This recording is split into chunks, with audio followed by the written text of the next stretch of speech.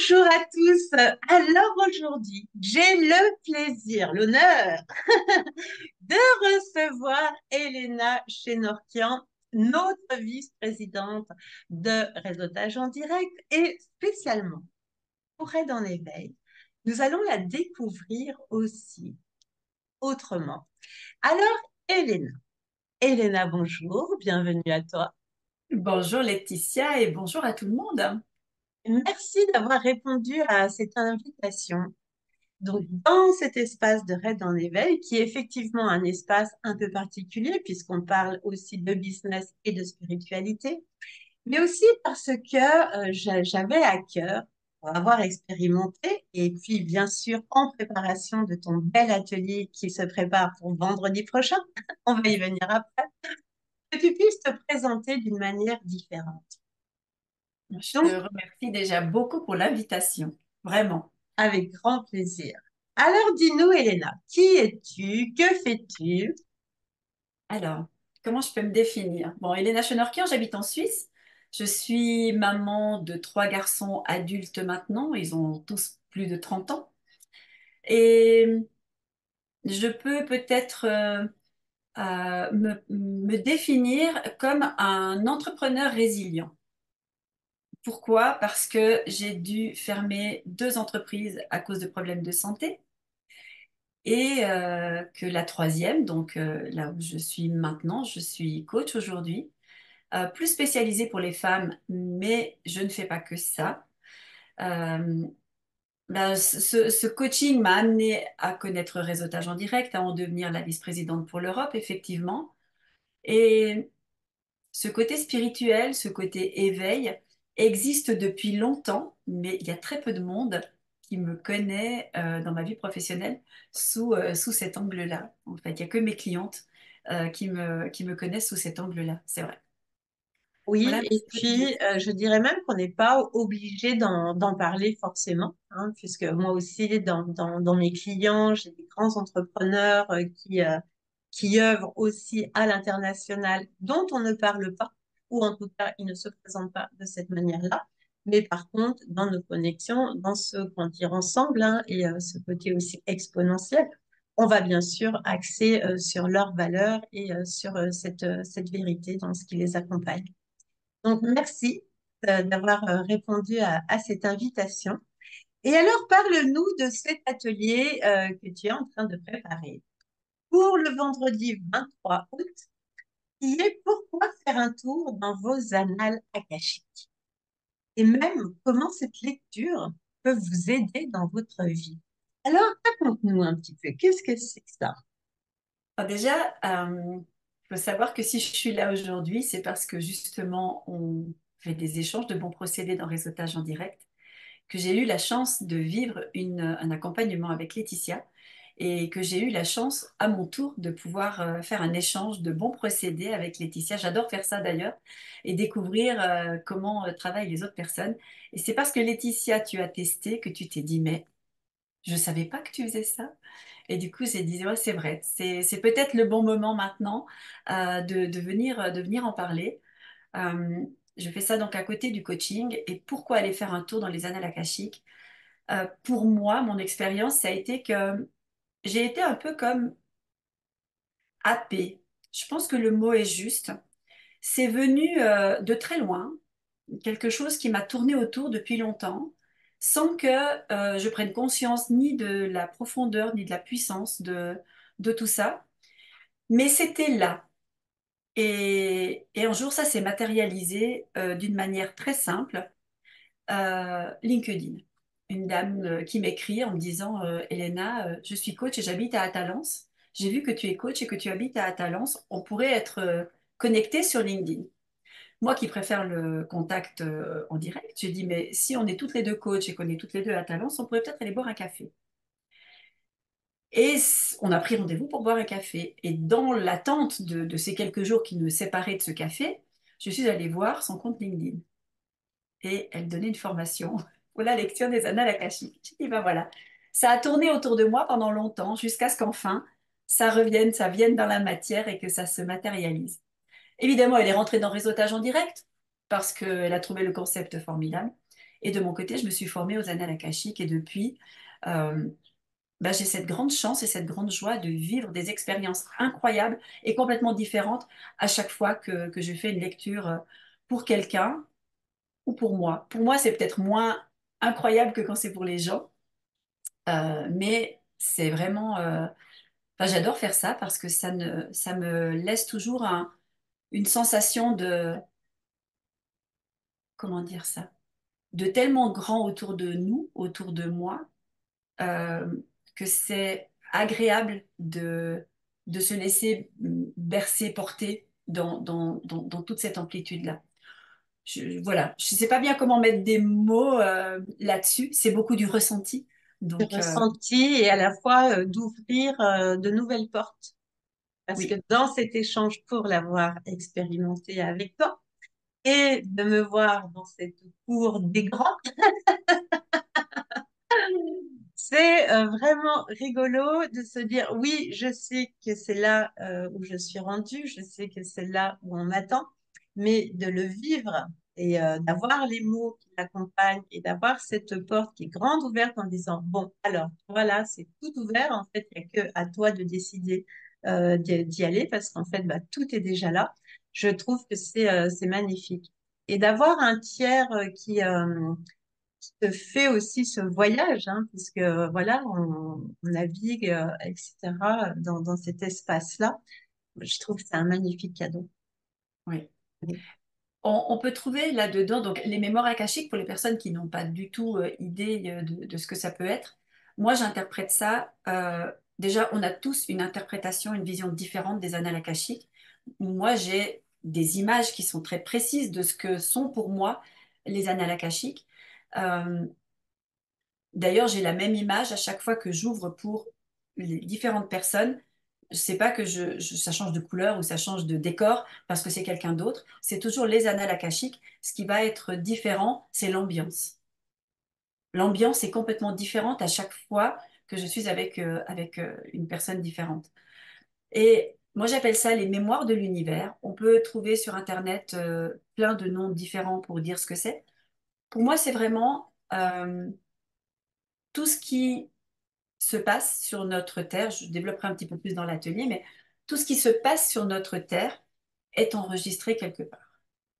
Et ce quelque part, on peut aller le consulter pour avoir des réponses, pour comprendre certaines choses, pour comprendre la racine d'où ça vient ce truc-là que je vis à chaque fois.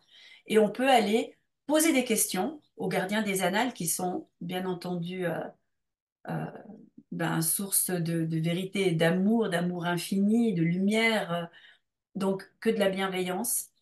Et les réponses qu'ils nous donnent, ils sont parfois un peu espiègles, je trouve, parce que, avec moi en tout cas, il n'y a jamais de réponse tranchée oui ou non. Il n'y a jamais de réponse fais ça. C'est toujours des pistes pour que la personne elle-même, quand je donne la piste, elle dit ah, mais c'est ça. Et c'est la personne qui trouve, et je trouve ça absolument, absolument merveilleux. Voilà. Et c'est merveilleux et ça fait aussi partie, j'ai envie de dire, du process d'intégration, puisque quand les choses nous sont dites de l'extérieur, il y a un chemin à faire. Alors, quand c'est de nous-mêmes, la connexion, elle se refait en direct et du coup, bah, voilà, c'est beaucoup plus facile. Ouais. Bravo. Et bravo aussi hein, pour ce courage parce que effectivement, dans un monde entrepreneurial traditionnel, il y a encore beaucoup de préjugés, j'ai envie de dire, ou des images qu'on peut se faire en fait hein, sur des approches un petit peu différentes et Mm. pourtant ô combien complémentaires et même hein, avec une très très belle puissance, tout en étant bien sûr ancré dans la matière, ancré dans son business Oui. et en participant. L'un n'est tout à fait pas du tout en opposition avec l'autre, bien au contraire. Non, c'est Donc vrai. merci. Ouais. Vraiment complémentaire. D'ailleurs, je pose la question à mes clientes, aux clients, au début d'un travail, au début d'une séance, de savoir est-ce qu'on l'a fait, entre guillemets, en coaching, ou est-ce que, suivant ce qu'ils veulent travailler, je dis, moi, j'irai ouvrir les annales, on fait un coaching, mais que les réponses arrivent pour que je puisse t'aiguiller vraiment à la source pour toi, par toi, parce que finalement, c'est ces mémoires de la personne, c'est pas les miennes. Et en général, les personnes disent, ah ouais, je veux bien. L'air de dire, oh, il y a un soutien supplémentaire, on va aller là, on va aller là. Et c'est grandiose, ça. Ouais, Très, très beau. Autre chose, Elena, dernièrement, tu as écrit un livre. ouais. Alors, parle-nous un petit peu de ce livre. C'est une grande histoire qui prend sa naissance lors d'un réseautage, bien entendu. Euh, j'ai écrit ce livre grâce à une personne qui vient régulièrement dans Raid en éveil, c'est Véronique Silbert. Alors bien sûr, elle m'a accompagnée dans l'écriture, bien sûr, elle a corrigé les fautes d'orthographe, bien sûr, elle a fait la mise en page, mais c'est pas là que ça a commencé. Ce qui a commencé, c'est quand j'ai discuté avec elle et que je me suis rendu compte, grâce à elle, que j'en serais capable. Et c'est là que j'ai pu prendre la décision et de dire, allez, je me lance. Parce que ça faisait longtemps que ça me trottait aussi. Et je suis longue à la détente, hein, je suis un diesel. Ça doit mijoter longtemps avant que j'y aille. Mais surtout, je ne savais pas par où commencer et je ne me croyais pas capable. C'est au tout début que j'étais dans le réseautage en direct. Et en parlant avec elle, elle démystifie tout ça, elle te rend tout ça tellement simple et limpide où tu dis, mais si c'est ça, ça je sais faire en fait. Et c'est de là que c'est parti. Et ça a été une aventure extraordinaire de euh, redécouverte, une revisite de ma propre vie, parce que c'est un livre d'auto-coaching, mais de mettre que des exercices d'auto-coaching sans mettre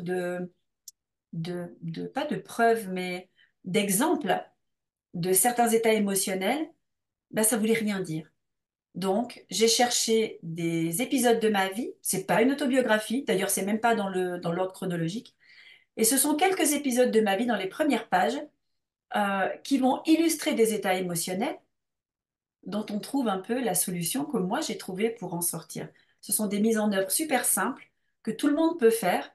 Et après, si on tombe sur un loup, si on déterre un trauma, eh ben, on va trouver la bonne personne pour se faire accompagner.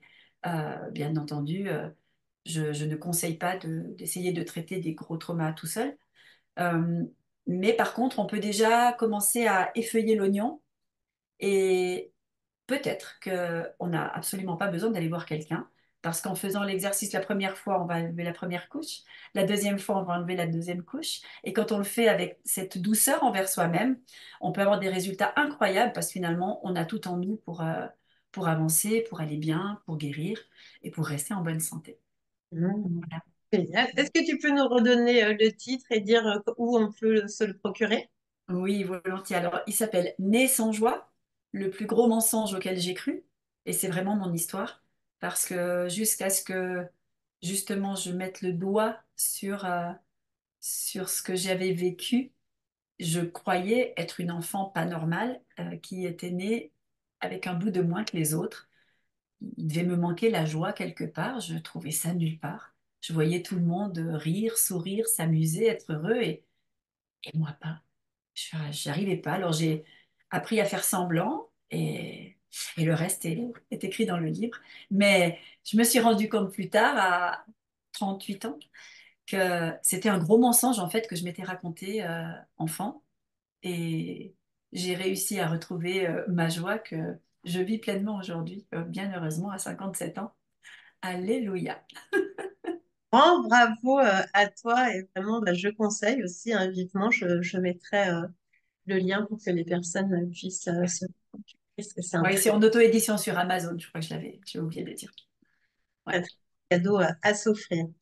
Aujourd'hui, qu'est-ce que tu as envie? Alors bien sûr, on voit aussi, hein, tu parlais du réseautage, on voit la force du réseautage, hein, combien à la fois, bah, bien sûr, on est là pour faire des belles connexions, des rencontres magnifiques. On ne sait jamais où ça va nous emmener parce que bah, de là peut naître effectivement bah, ce désir, comme tu as eu, hein, d'écrire ton livre. Donc, il y a toujours des belles surprises aussi à découvrir. Et toi, aujourd'hui, qu'est-ce de quoi tu aurais vraiment envie? Qu'est-ce qui te motive aujourd'hui pour toi? Mon parcours dans le coaching a passé par différentes étapes. Il faut savoir que je n'ai pas fait mes formations de coach pour devenir coach. J'étais déjà mental coach quand j'étais prof de fitness et j'étais patronne de fitness au tout début de ma carrière professionnelle. J'ai dû arrêter ça à cause d'un problème de santé. Je pouvais plus faire de sport, donc je me suis reconvertie dans l'esthétique. Quand j'étais dans l'esthétique, j'ai commencé à avoir un problème encore de santé. Donc, je me suis tournée vers le marketing de réseau. Et là, j'avais une grande équipe avec plein de nanas. Et j'ai dit, ben voilà, je vais devenir coach pour les aider à performer. Mais je voulais pas être coach. Jusqu'au jour où, pour des raisons diverses, j'ai arrêté le marketing de réseau et je me suis retrouvée dans réseautage en direct. Et je vais dire, ben, je vais parler de mon coaching. Donc, le chemin a été, voilà, j'ai pas fait cette formation en me disant, ah, je vais devenir coach. Voilà. Par contre, avec la force des choses, l'inertie du réseautage, les gens ont commencé à me connaître et ils ont commencé à venir me voir. J'ai monté un programme euh, en ligne d'accompagnement spécifique pour les femmes et j'ai fait, grâce au réseautage, le bêta-test. Les testeuses ont aimé, elles en ont parlé, j'ai eu d'autres clientes. Et finalement, cette synergie m'a amenée euh, à organiser ce programme autour de la santé, parce que bah, prof de sport, donc je parle de sport et d'alimentation, mais je parle de mental, d'émotion, de spirituel. C'est pas dit en grand, mais de toute façon, quand on fait tout le reste, on est les deux pieds dedans. Donc j'accompagne sur tout ça dans le but d'emmener les gens vers une meilleure santé le plus longtemps possible dans leur vie. Et pour être en bonne santé, pour être heureux, épanoui, je pense qu'on doit vraiment travailler sur tous les piliers, donc le physique, le mental, l'émotionnel et le spirituel. Mon accompagnement, c'est ça. Euh, Quand je dis que je parle de physique, je ne donne pas de, comment dire, de programme sportif ou de plan alimentaire. C'est pas ça du tout, du tout, du tout, du tout. On est bien loin de ça, mais j'explique le fonctionnement de tout ça pour que les personnes soient autonomes et puissent se gérer elles-mêmes toute leur vie. Qu'elles arrêtent de croire aux conneries des publicités, qu'elles arrêtent de se faire avoir dans des fitness où on les envoie dans un cours alors que c'est pas adapté à ce qu'elles recherchent. Et par là même, ben, j'ai le même procédé pour avoir une autonomie dans la gestion de ses émotions, dans la gestion de son mental et dans l'épanouissement total de son être, quoi. Voilà, Mhm. rendre les gens autonomes dans leur bonheur et dans leur santé. Alors, ce sont des accompagnements individuels, collectifs, tu les fais en ligne, il y a des formations en ligne, c'est en présentiel, comment ça se Ben, fait? en fait, c'est les trois. Euh, la première version, les personnes peuvent s'inscrire, acheter juste le package en ligne où il y a des vidéos, des exercices, des mises en œuvre à faire. Il y a des personnes qui souhaitent des coachings de groupe. Alors, je fais des coachings de groupe. On n'est jamais très nombreuses. Je ne prends pas des trop grands groupes. Et je préfère partager si j'ai trop de monde qu'avoir trop de monde. Comme ça, je peux vraiment m'occuper de chacun dans le groupe.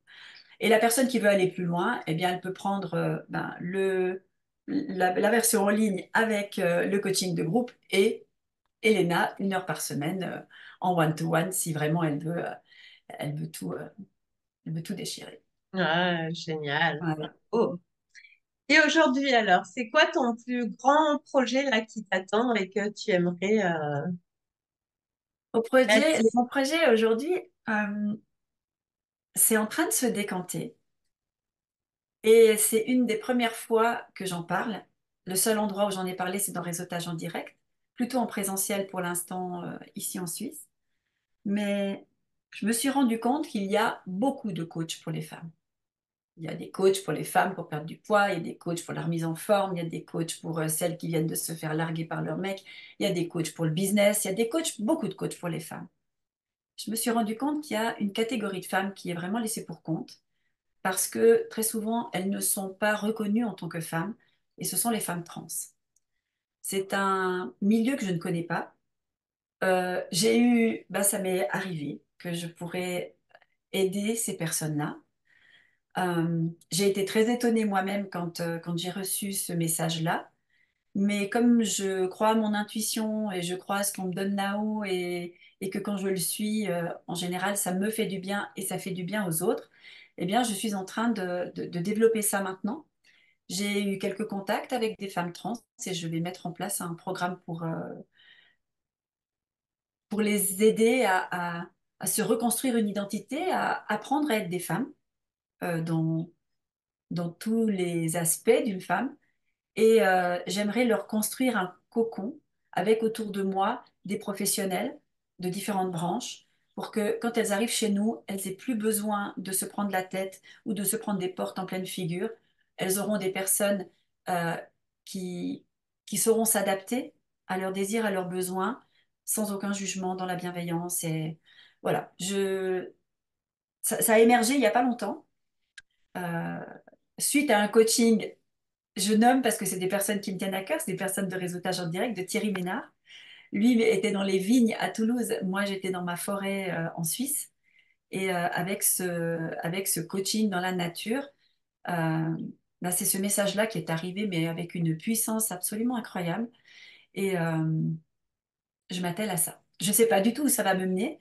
Je ne sais pas non plus, une fois que j'aurai mis les pieds là-dedans, est-ce que je vais sentir que ça me correspond ou est-ce que pas? Parce que c'est un monde, encore une fois, je l'ai dit, je ne le connais pas, mais du peu que je vois, que j'en ai maintenant des petites miettes, c'est d'une difficulté impressionnante en fait. Tellement il y a de souffrance, tellement il y a de méchanceté, de barbarie, ça fait peur. Mais en même temps, plus je découvre ça, plus je me dis que je peux leur être utile et pour l'instant, je fonce. On verra bien où ça va me mener. En tout cas, c'est Bravo. assez focus sur ce projet-là. Oui, bravo. Et puis un projet très, très novateur, effectivement, et avec cette question d'identité féminine, très, très Oui. forte. Je dirais Bah, même. peut-être, ne serait-ce que de les aider à savoir, mais d'où ça vient ça?